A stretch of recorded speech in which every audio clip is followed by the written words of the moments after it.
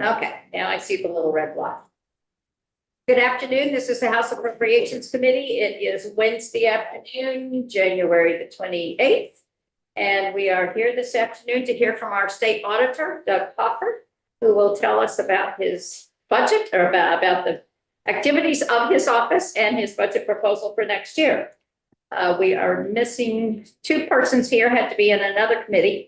So we will, but we have most of us still here. So certainly we are welcome to have you, Mr. Hoffer, and we're glad you're going to be able to present some information for us.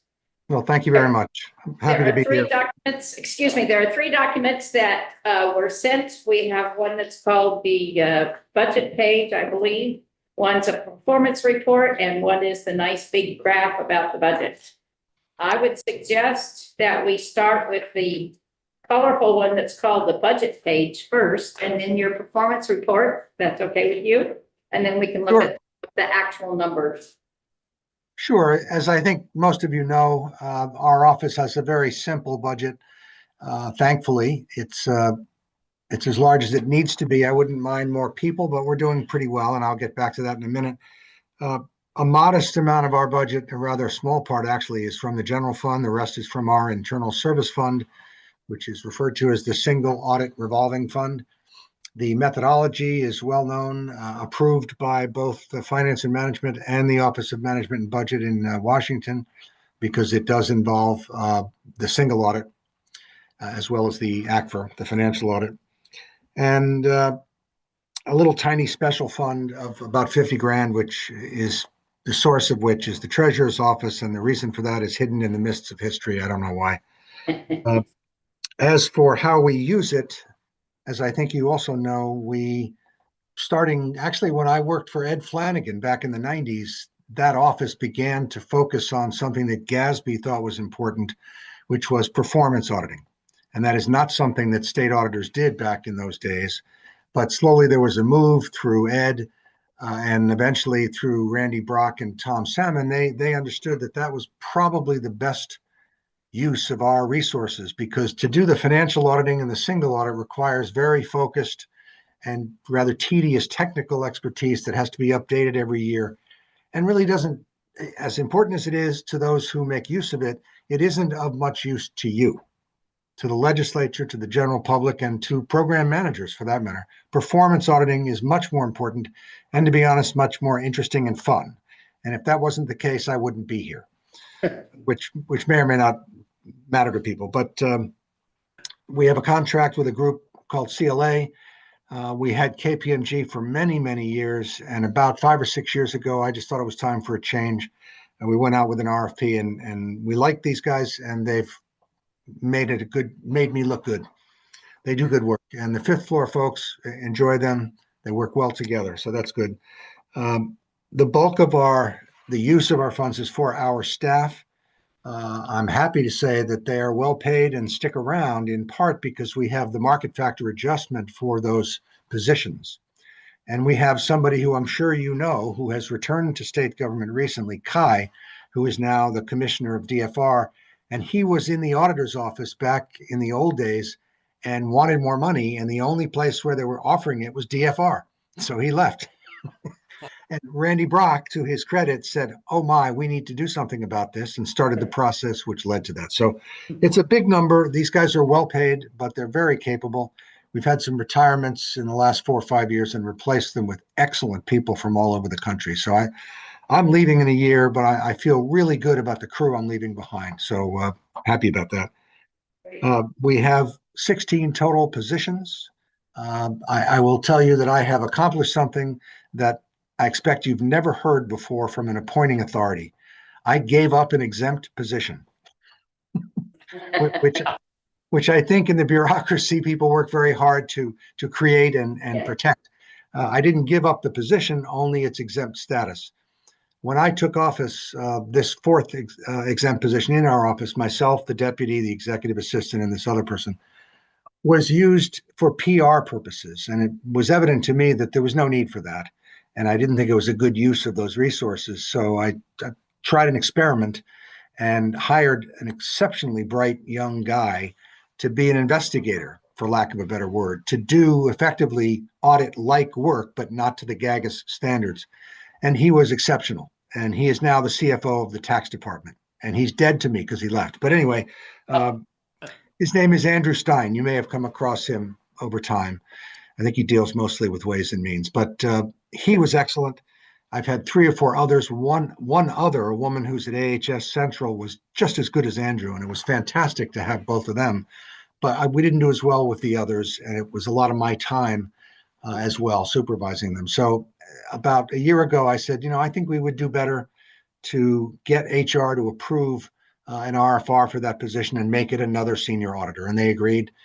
We are recruiting for that position now. So it'll be 4 of us, myself, the deputy, the executive assistant, that's vacant at the moment, and our financial person, and 12 audit staff, which is fantastic. So we could use more, but I'm very happy to have that number. It's an improvement from when I came in.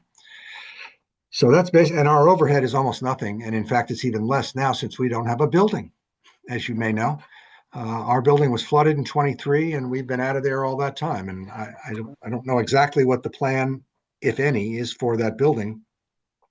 But my staff, which was a little nervous about working remotely in the beginning, has come to appreciate the flexibility of it, and they would rather stay that way. And I think the Attorney General's office and some other statewides have expressed concern about the governor's recent, now not so recent, but instruction to state employees to come back. It doesn't apply to the statewide. So hopefully we'll be able to continue as we are with very happy employees, which makes me happy.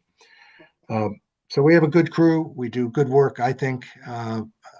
Sometimes it takes longer than I would like, but the good news is these folks live and die by GAGAS, generally accepted government auditing standards, so that when we are peer reviewed or when we bring something to you folks, I have every confidence that every single word in that document has been indexed, referenced, and backed up with evidence. So it just makes my job that much easier. You can rely on what we do. There are some people who might argue with some of the findings and conclusions and recommendations, but they can't argue with the facts of those because they are that carefully backed up and the evidence exists.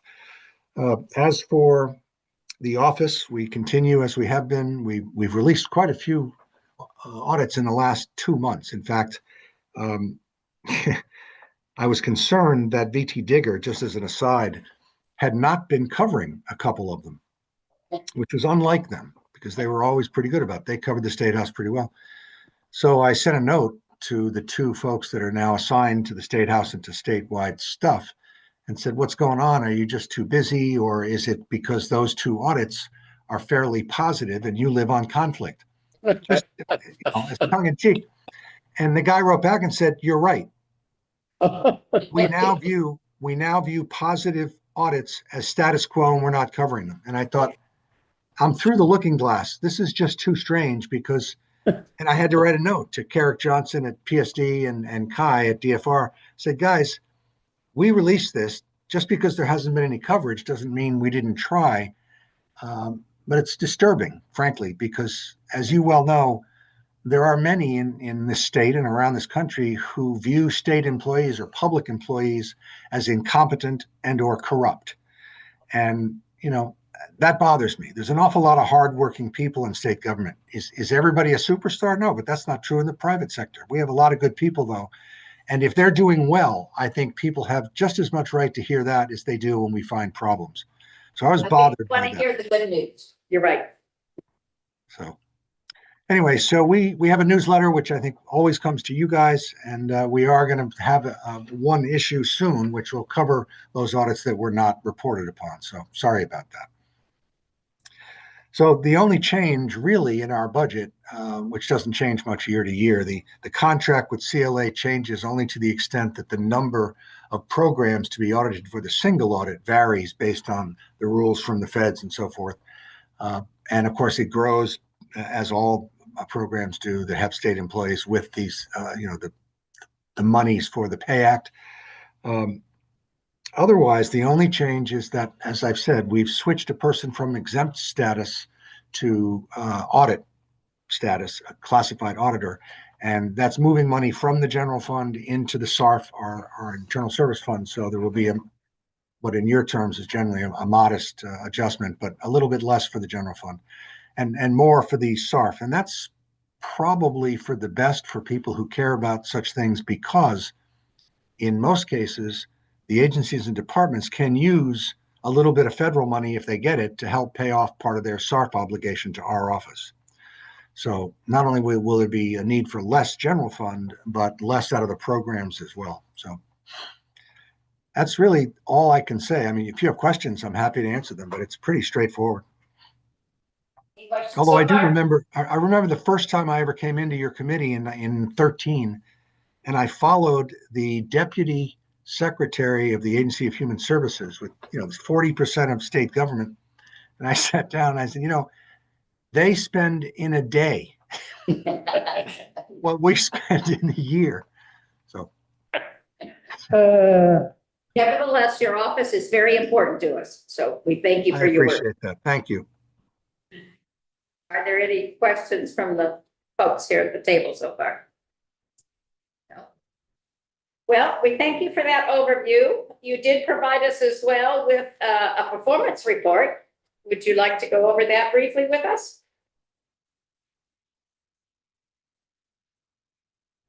We can't hear you. Are you muted? We do not have any authority to compel, excuse me, to compel agencies and departments to implement our recommendations. So I like to think that the reports speak for themselves and are both logical and supported by sufficient and appropriate evidence, which is the term of art.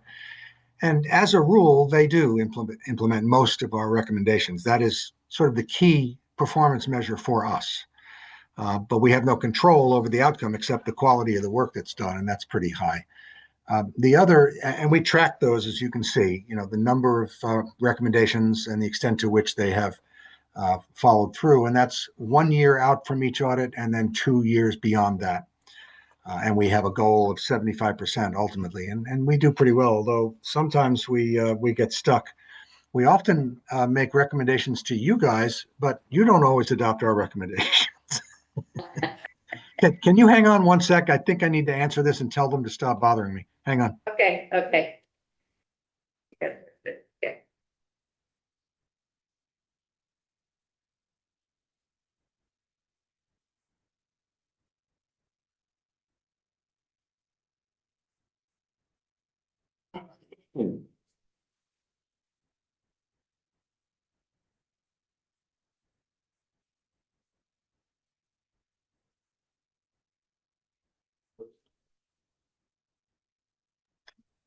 I apologize.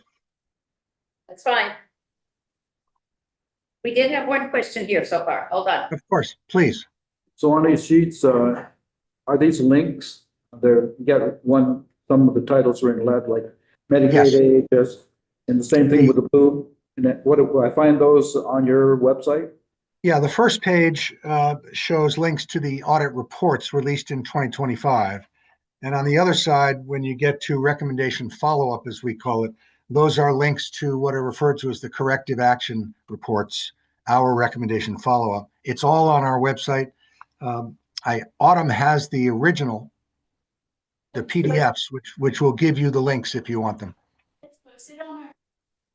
So I can just click on the links on, Yeah. okay, Right. thank you. It's on the committee page. As you said. HUA. Those will be live links if you look at it. They're live. They are.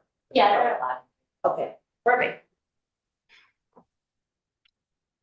I should also say I used to report with a couple of graphs, findings and repeat findings and some other things from the single audit. But it occurred to me that it's a standalone. It's not our work. It's done by an independent audit firm. It also reflects the work of state government to the extent they are in compliance with federal requirements and regulations. It's very important. I didn't want to mess this up, and I decided going forward, unless my successor changes something, that we will get a report specifically about an overview and summary of the major findings from the single audit in late March when it's released each year. So it won't be part of this.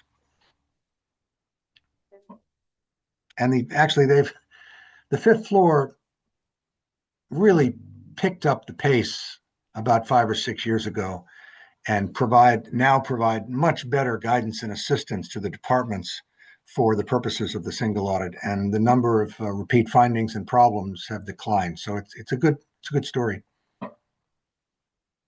It sounds like you're serving obviously a valuable function for us, and it's working in terms of the circle, in terms of finding trying. things and then We're trying. people improving as well. Yeah. Any other comments from the group? Questions for the auditor? Yes, John. Just a real quick one. So thanks for joining us, Sarah. John Kosenska from Essex Caledonia District, Northeast Kingdom area of the state here. When you are looking at performing an audit here, what's a typical amount of time that you need to perform? I know it varies here depending on what you're looking at here, like Blueprint for Health, for example. So one of the links there, I just clicked that one on just to get a sense of that. They run anywhere from 6 months to 8 or 9. And as I said at the outset, anybody in my position would like them to take less time. One way to do that is to limit the scope of the objectives. And my feeling is, we don't go into a department or an agency every week. We do it every few years, unless it's a big agency with a lot of programs and departments. So my gut feeling is when we start with well-defined objectives over time, as they go through their paces with field work and the research they do, if they come up with something that I think is of interest and could lead to good conclusions and recommendations for you guys, then I say expand the scope. I don't want to get into scope creep. It's not like that, but sometimes I'm responsible for the extra time. Sometimes, in fairness, and this is a challenge for our office routinely, we need a lot of information from the auditee. And they don't always get it back to us as quickly as we would like. Sometimes it takes a while, in part because they may not have it organized or collected in their office the way we need it. Sometimes because, the key person is on vacation or out sick or whatever it may be. But I can't recall an audit where we didn't have problems in that area.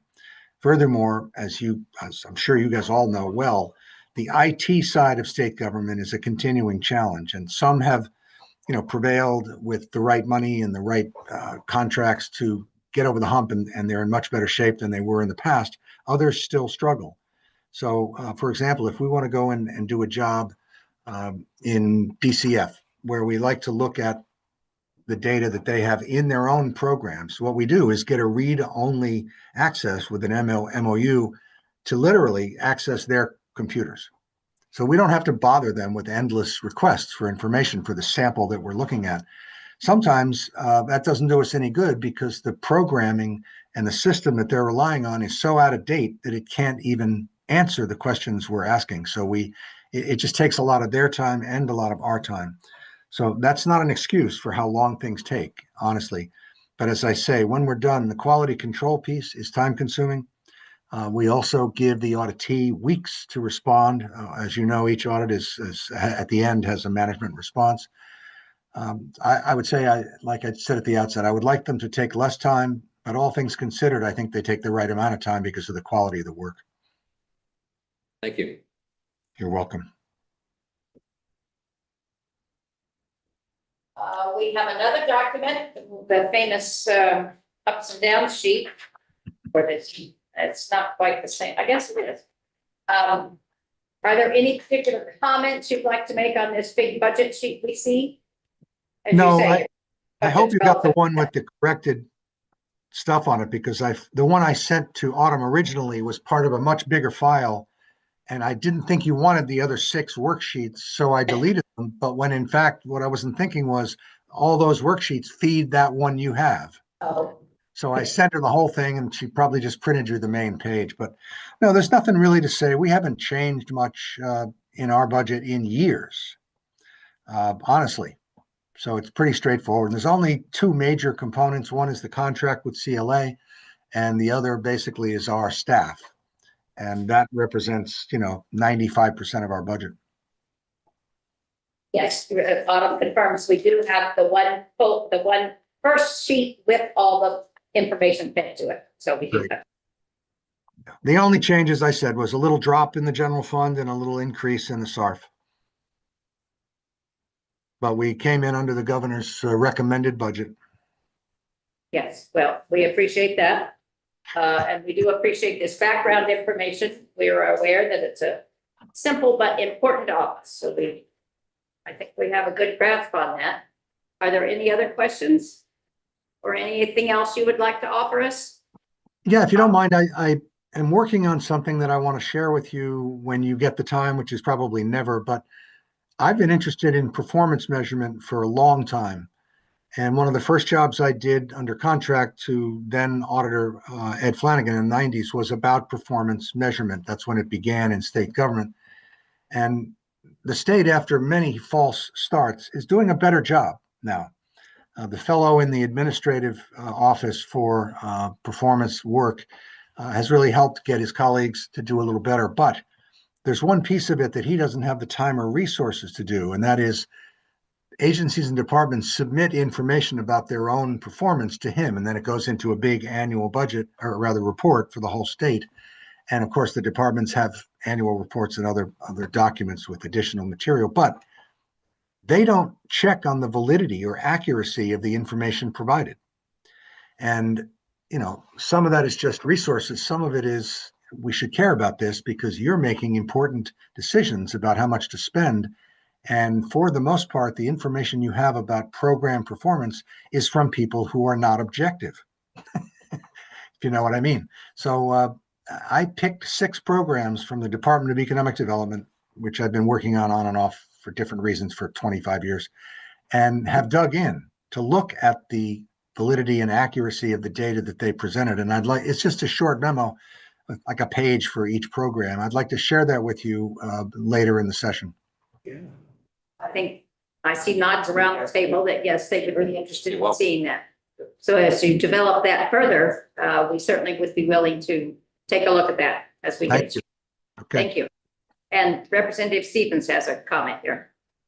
Hey, Doug, first of all, performance review. I mean, one of the things being on this committee now for all of a year that drives me crazy is that we talk about ups and downs, which mean nothing in terms of performance review. I mean, they really don't. It just means on how they're proposing to spend money or how we're going to propose to spend money. So anything that any kind of we used to adhere for several years to results-based accountability, which came and went as a marker for us, but we have less time than you have to dig in to stuff like that. So anything that helps us at least try to get a grip on how do we measure not just how much we're spending on the programs, but the programs themselves in conjunction with the policy committees would be fabulous. But more as a log rolling thing, I just wanted to thank you for your service all these years. You've been probably the most auditor, that we've had in terms of not wanting to be anything else but the auditor and focusing on that work. And I just think as I've been very peripheral in watching your work and reading your work and touching base with you over the years, but it has been really nice to see someone who, enjoys their work and focuses on it. And I just want to pass on that appreciation. Well, you're very kind. Thank you very much. I see several nods around the table. So we all agree. We have been appreciative of your work. Thank you. I know it's late in the day for you guys, so I appreciate your time. If you don't have anything else, I'll wish you well. All right. Thank you very much for being with us this afternoon. Thank you. Thank you. Thank you. All right. Committee. Our agenda for tomorrow is 9 o'clock. We have our disabilities, aging, and independent living. Then we have a break, and then we have the cannabis control board. No, they're not. Nope. They rescheduled. They rescheduled. So do we have anything at 11:15? No, we just have a break. We have a break. It says lunch at 11. Yeah. So we might as well start at Oh, 7. really? I gave you guys a long lunch break. I guess you did. Okay, but at 1 o'clock we have ADS. Is that still on? Yeah, And then the Department of Taxes. Yeah. And then at 3:30, we're on the floor with the budget adjustment as part of the floor activity. Okay? So tomorrow morning at 9 a.m., Dale will be in. I want to take a look at his audit report there for, you notice there was a couple, two or three of those Right. things on there. Right. Might have interested to us. No, it's good stuff. Right, if it relates to any of your budgets, yes, it would be interesting to take a look at the reports that he's produced and the responses that came back. All right, then